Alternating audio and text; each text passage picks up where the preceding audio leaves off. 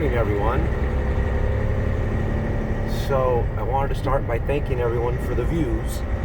I just started uploading videos to YouTube a couple days ago, and I've got over 300 views. It's gratifying to know that people are interested in, the safety and, mechanical aspects of the trucking world. You'll have to excuse my missed shift there. I'm just leaving the truck stop and my transmission fluid is not warm yet. Anyone that's ever shifted a manual transmission knows in the first couple shifts it drags a little bit. I kind of pride myself in being gentle on the equipment and not grinding gears. Anyway, so I wanted to do a little bit of a follow-up video to the video yesterday regarding running over hours of service for these COVID loads.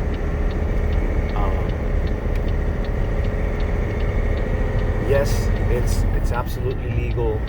I had a couple questions regarding, hey, so how do you do that?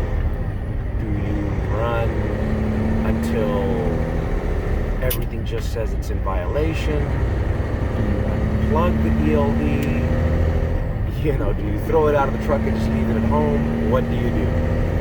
And so before I did my first one, I read the FMCSA's frequently asked question page regarding these exempt loads. Basically what it is it's an exemption. And so there's an exemption to the hours of service regulation, part 395 point whatever it is. I'm probably misquoting it, but so the exemption basically states that you're exempt from following those hours of service. You don't have to take your half-hour break. You're not required to have your electronic logging device. You don't have to run a logbook, and you can disregard the hours of service.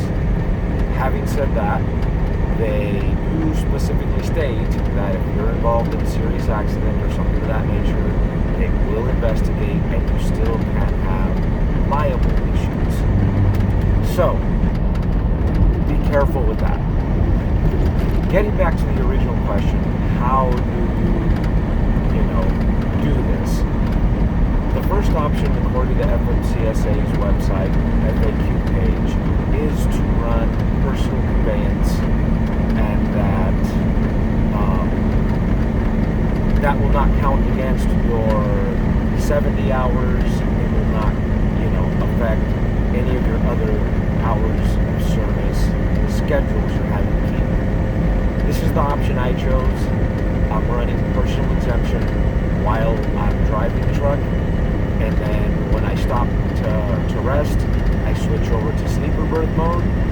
This way, long term, should I be involved in some sort of accident, or should I have an issue where a DOT officer thinks fatigue, the exemption does not remove your responsibility. Because if you've ever looked up the hours of service and RODS requirements, the very next section addresses fatigue.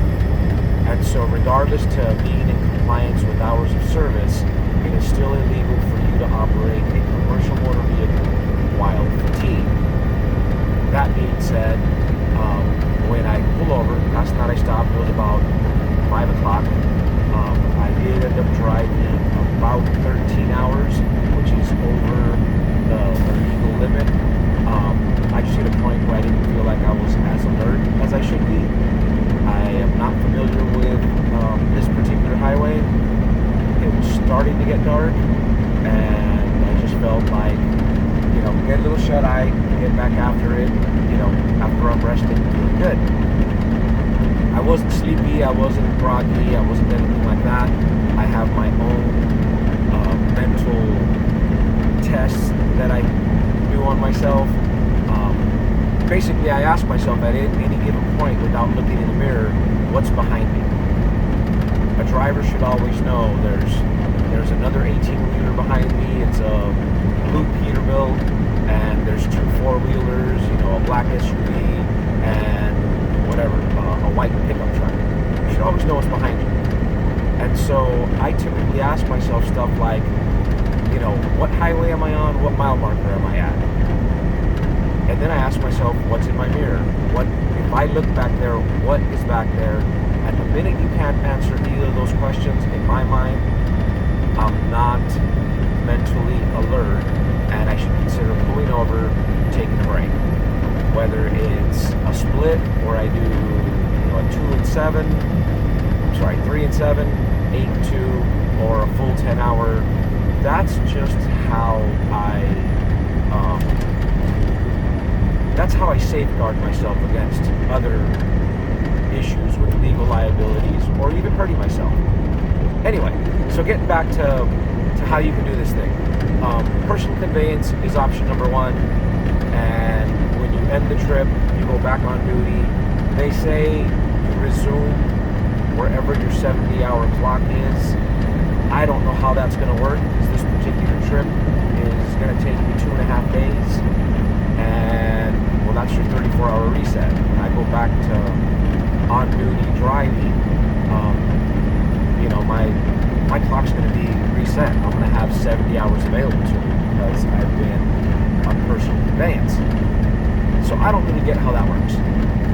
Option number two is to run the logbook and let it show all the violations and document in all the comment lines that, it's a COVID relief load, and, a DOT officer can figure it out for himself, or in an audit, you have the documentation, i.e. the bill of lading, and you have, the comments in the memo.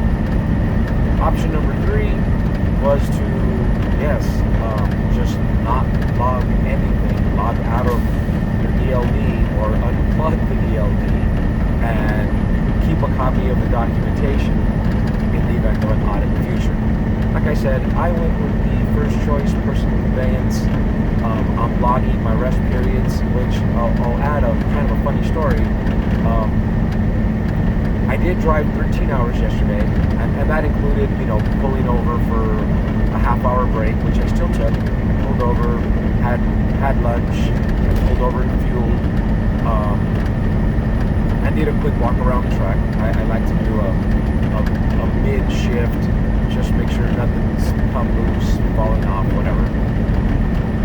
If I was running a flatbed, obviously I would be checking my securement.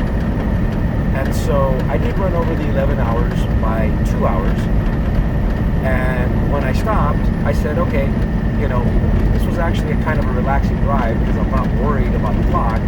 I'm not going to set an alarm. I'm not going to set a timer for, 9 hours to wake me up an hour before my 10-hour break is over so I can get up and have breakfast, take a shower, whatever I need to do.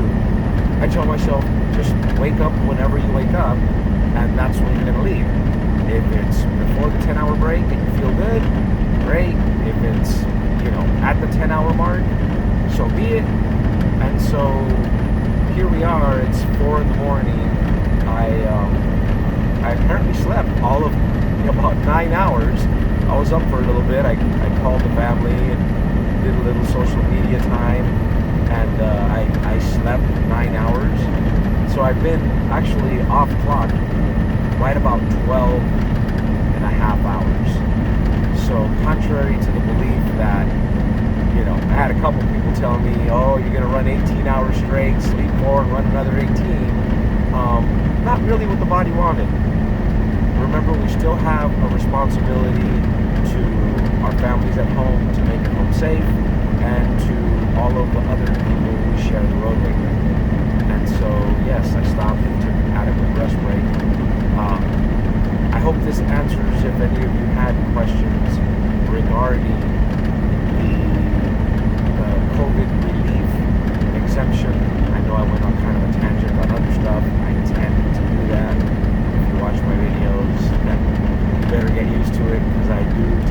sidetracked, and it's just kind of who I am. Anyways, thanks for watching. If you have any questions, post in the comments. Some of you know me from social media. If you want to ask me there, if you have my cell phone number, you want to text me. I'm all about sharing information and helping other drivers get a little more acclimated to the trucking industry and what the trucks are about, and, safety stuff in particular. I do have some friends that are safety consultants. One of them, a good friend of mine, Santiago, has a safety consulting business. He can help you get started. He's an ex-Texas State Trooper that worked with the Heavy Vehicle Division, Heavy Vehicle Enforcement, I think they call it. Most of us refer to that as DOT. I have another friend named Delilah. She's in West Texas. She helps people set up their DOTs, abortion tags. If they're pretty knowledgeable and helpful, maybe I'll ask them to see if they can collaborate a little bit with my videos. I know there's always questions. Maybe in the future I'll do like an FAQ video where you guys post your questions and I get them answered by some of these people.